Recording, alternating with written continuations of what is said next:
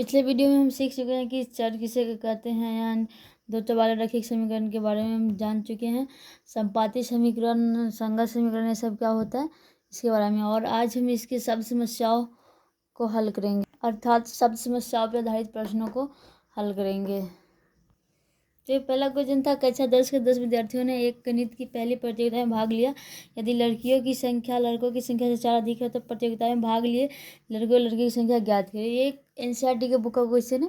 तो सबसे पहले मान लिया कि माना लड़के की संख्या x और लड़कियों की संख्या y है। तो प्रश्न से कुल विद्यार्थियों की बात हो रही है 10, मतलब लड़का और लड़की मिला के कितने बच्चे हैं तो 10 है। तो x + y = 10 मान लिया। फिर क्या है बोला है, दूसरे में मान रहा है लड़कियों की संख्या लड़कों की संख्या से 4 अधिक है। तो यहाँ पर y = x + 4 कर दिए, ठीक है। और फिर इससे हमें ये पहला समीकरण था और ये दूसरा समीकरण प्राप्त हो गया -x + y = 4। अब हम क्या करेंगे, पहले फर्स्ट समीकरण को हल करेंगे और फिर सेकेंड को हल करेंगे। ग्राफीय विधि से भी हल ज्ञात करने के लिए बोला जा रहा है। लिखेंगे समीकरण फर्स्ट से,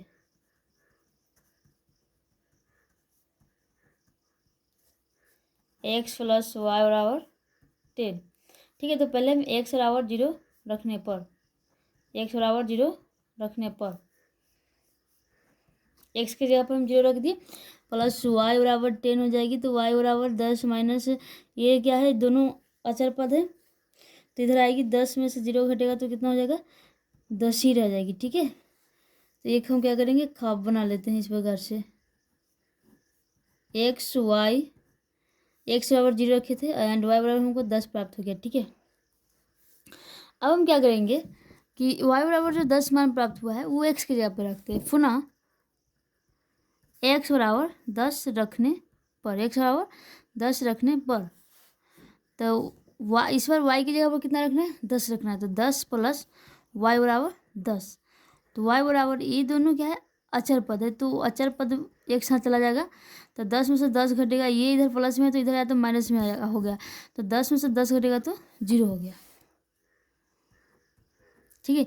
ये मेरा पहला समीकरण यानी कि इसका हल प्राप्त हो गया इतना। और हम चलेंगे समीकरण सेकेंड से। इससे लिखेंगे समीकरण सेकेंड से -x + y = 4। इसका भी क्या करते हैं, पहले क्या करते हैं, x = 0 रखने पर, ठीक है। तो x की जगह पर कितना रखना है, 0 रखना है, प्लस y = 4। तो y = 4 + 0, यहाँ माइनस में था, LHS में माइनस में था, RHS में गया तो क्या हो गया, प्लस में हो गया। तो y = 4 प्राप्त हो गया। इसका भी हमें एक खाप बना लेना चाहिए। ये ढंग से रख देते हैं इसमें x और y, और x = 0 तो y = 4 प्राप्त हो गया। अब पुनः क्या करते हैं, पुनः x = -4 रखने पर, -4 रखने पर, ठीक है। तो x की जगह पर कितना रखना है, -4 रखना है, प्लस y = 4। तो यहाँ पर क्या हो जाएगा, माइनस गुने माइनस प्लस हो जाएगा। तो +4 + 4 = 4। तो y = ये दोनों क्या हो गया, अचर पद हो गया। तो 4 पद एक साथ चला जाएगा तो 4 - 4 तो y = 0। 4 में से 4 घटाएंगे तो 0 प्राप्त हो गया, ठीक है। तो y = 0 एंड x = -4।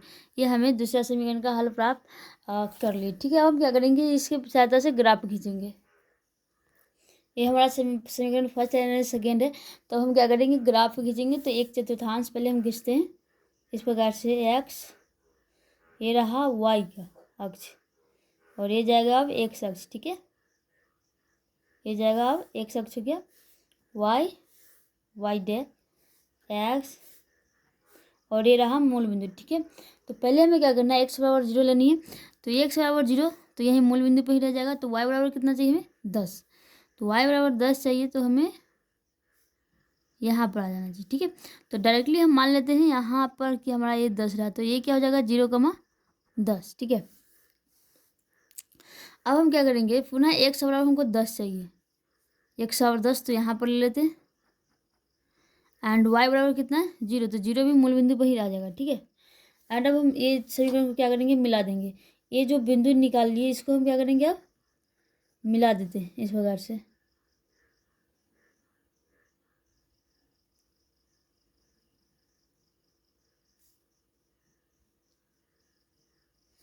अब हम चलेंगे समीकरण सेकेंड के मान से।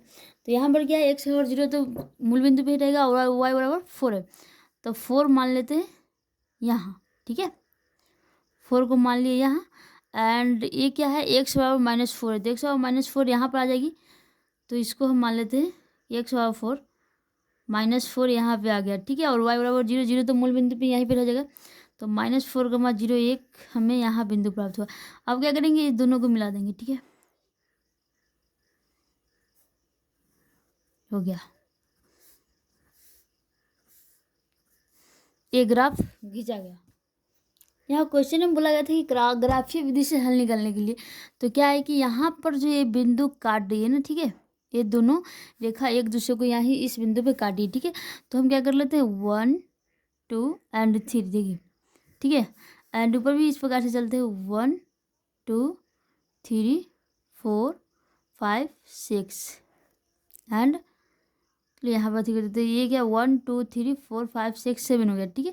तो ये 7 यहाँ पर आ रही है और फिर ये 3 यहाँ, मतलब 3,7 के सामने काटा है, तो क्या हो जाएगा, एक्स और वाई बराबर हो जाएगी 3,7, यानी कि एक्स बराबर 3 और वाई बराबर 7, ये इसका आंसर निकला ग्राफीय विधि से, ठीक है। यानी कि जो लड़कों की संख्या है वो 3 और लड़कियों की संख्या कितनी है, 7 है, ठीक है। अब हम दूसरा क्वेश्चन हल करेंगे। ये क्वेश्चन हमारा हल हो चुका है। ये हमारा दूसरा क्वेश्चन है कि 5 पेंसिल तथा 7 कलमों का कुल मूल्य 50 रुपये है, तो जबकि 7 पेंसिल तथा 5 कलमों का कुल मूल्य 40 रुपये है। एक पेंसिल का मूल्य तथा एक कलम का मूल्य ज्ञात करें, ठीक है।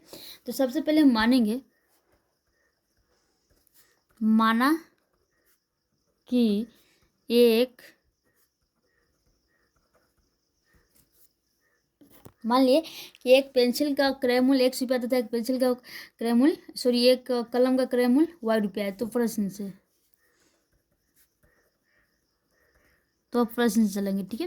पहले क्या बोला कि 5 पेंसिल तथा 7 कलमों का कुल मूल्य कितना है, 50 रुपया, तो ठीक है। तो यहाँ पर कलम पेंसिल बराबर x मान है, तो 5x प्लस एंड 7y बराबर 50, यह हमारा पहला समीकरण प्राप्त हो गया, ठीक है। अब पुनः चलेंगे, पुनः ये 50 हो गया, जबकि 7 पेंसिल तथा 5 कलमों का मूल्य 40 रुपया है। तो फिर लिखेंगे 7x प्लस 5y बराबर कितना है, 46 रुपये, ठीक है। ये हमारा समीकरण सेकेंड प्राप्त हो गया। यहाँ 7x और 5y बराबर 46, ये समीकरण सेकेंड है। तो फिर जो पहले अभी जो समीकरण हल किए उसी के हिसाब से चलेंगे समीकरण फर्स्ट से, समीकरण फर्स्ट से, ठीक है। तो 5, ये हमारा पहला समीकरण है ना, 5x प्लस 7y बराबर 50, ठीक है।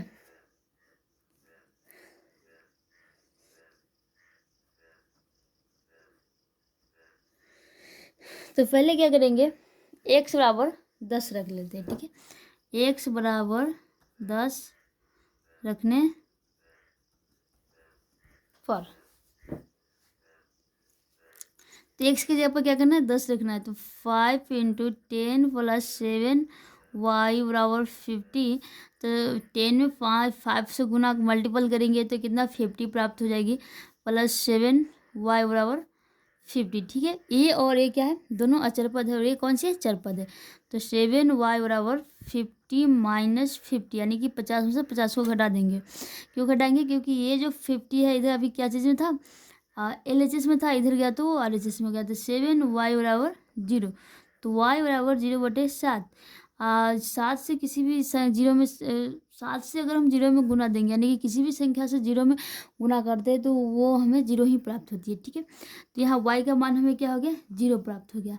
एंड x बराबर कितना था, 10 था, ठीक है। x बराबर कितना रखे थे, 10 रखे थे। एंड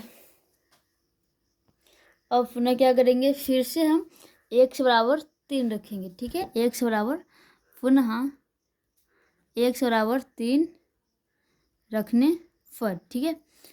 तो ये 5x प्लस 7y, तो x की जगह पर कितना रखना है हमें, और 3 रखना है, प्लस 7y बराबर 50। तो 5 में 3 से गुना करेंगे तो 15 हो जाएगा, प्लस 7y प्लस बराबर 50, ठीक है। तो ये दोनों क्या हो गया, अचर पद। 7y बराबर 50 माइनस 15, ठीक है, यानी कि 50 में से 15 घटेगा तो 7y बराबर 10 5 5 एंड 1 3 35 हो गया। तो y बराबर 35/7 यानी कि हाँ हमें यहाँ पर y बराबर 5 प्राप्त हो गया, ठीक है। तो यहाँ पे लिख देते हैं y बराबर 5 एंड x बराबर कितना रखे थे 3 रखे थे। तो ये समीकरण फर्स्ट को हल कर दिया, पुनः लिखेंगे समीकरण सेकेंड से। समीकरण सेकेंड से तो मेरा सेकेंड समीकरण यही है 7x + 5y बराबर 46। तो एक पहले इसका भी क्या करते का बना लेते एक्स वाई, ठीक है। तो यहाँ पर भी क्या करेंगे, सबसे पहले हम रखेंगे एक्स बराबर मान खुद लेते 8 8 रखने पर एक्स की जगह पर 8 रख देते प्लस 5y बराबर 46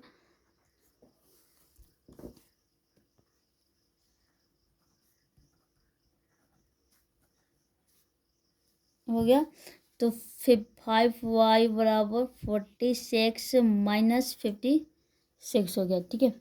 तो यहाँ 50 यहाँ पर क्या करेंगे माइनस 56 में से 46 को घटाएंगे तो 5y बराबर -10 प्राप्त होगी।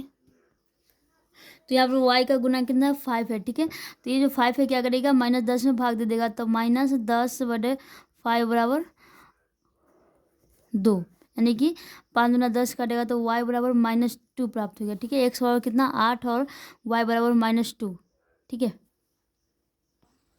अब लिखेंगे पुनः y बराबर 5 रखने पर इस बार क्या करते हैं y बराबर रख देते y बराबर 5 रखने पर। तो यहाँ पर क्या है सेकेंड समीकरण ये 5x प्लस 7x + 5y बराबर 46, ठीक है। तो y बराबर कितना रखना है 5 रखना है, तो 7x + 5 × 5 बराबर 46। तो 7x बराबर प्लस 20 25 में 5 से गुना करेंगे तो 25 प्राप्त हो जाएगा एंड बराबर 46। तो 7x बराबर 46 एंड ये जो प्लस में इधर जाएगी तो माइनस में हो जाएगी, तो 25 हो गया। 7x बराबर 46 में से 25 को घटाएंगे तो 6 में से 5 घटाए तो 25 प्राप्त हो गया, ठीक है।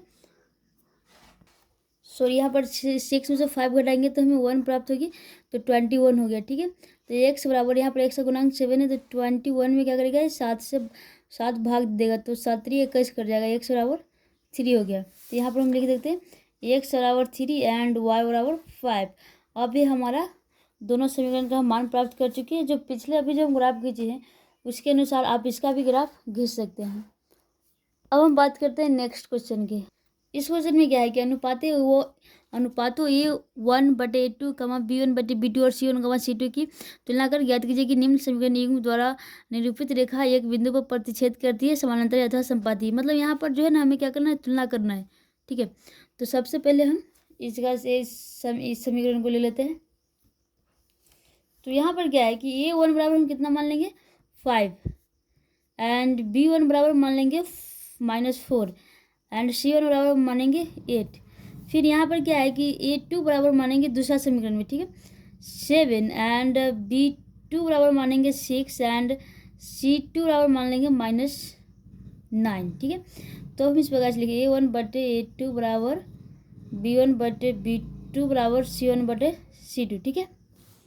तो सबसे पहले हम A1 का मान रखेंगे तो 5 और फिर A2 का मान रखेंगे तो 7 बराबर B1 यानी कि -4/6।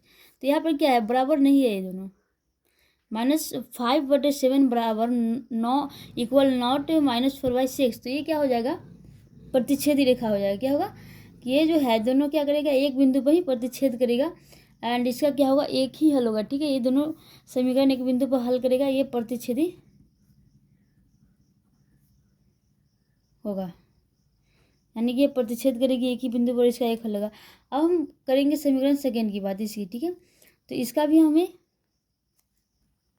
इसको क्या करते हैं डायरेक्टली हम बैठा देते हैं, जैसे कि A1 का मान हो जाएगा 9 A1 का मान हो गया 9 एंड A2 का मान हो जाएगा 18 और फिर इक्वल B1 का मान 3 एंड B2 का मान 6 बराबर C1 का मान 12 एंड C2 का मान 24 हो जाएगा। ठीक है, तो यहाँ 9 दूना 18 काट देगा, 3 दूना 6 काटेगा, 12 दूना 24 काटेगा, तो 1/2 बराबर 1/2 बराबर 1/2 प्राप्त हो गया। तो ये जो समीकरण है या ये जो समीकरण 1 और 2 जो है क्या है, संपाती है एंड इसका जो है ना बहुत हल होगा। ये दोनों क्या, क्योंकि तीनों इक्वल है तो ये क्या होगा, संपाती होगा और इसका बहुत सारा हल होगा। ठीक है, अब हम बात करेंगे इस समीकरण 3 की। ठीक है, इक्वेशन 3 की। तो इसका भी क्या करते हैं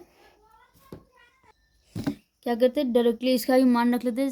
A1 बराबर 6 हो जाएगा, A2 बराबर 2 हो जाएगा एंड इक्वल B1 बराबर -3 एंड B2 बराबर 1 हो जाएगा।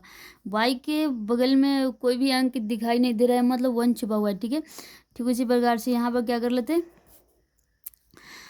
C1 बराबर 10 एंड C2 बराबर 9 हो जाएगा। ठीक है, तो ये माइनस माइनस क्या करेगा, काट देगा इसको एंड 3 दूना 6 काटेगा और यहाँ पर क्या है, ये दोनों को नहीं काटेगा, तो 2 बराबर 3 बराबर नॉट 10/9, यानी कि ये जो है इक्वल नहीं है यहाँ पर। ठीक है, तो ये क्या होगा, इस प्रकार के समीकरण का एक भी हल नहीं होगा। क्या, ये जो होगा वो समानांतर होगा, इसका कोई भी हल नहीं होगा।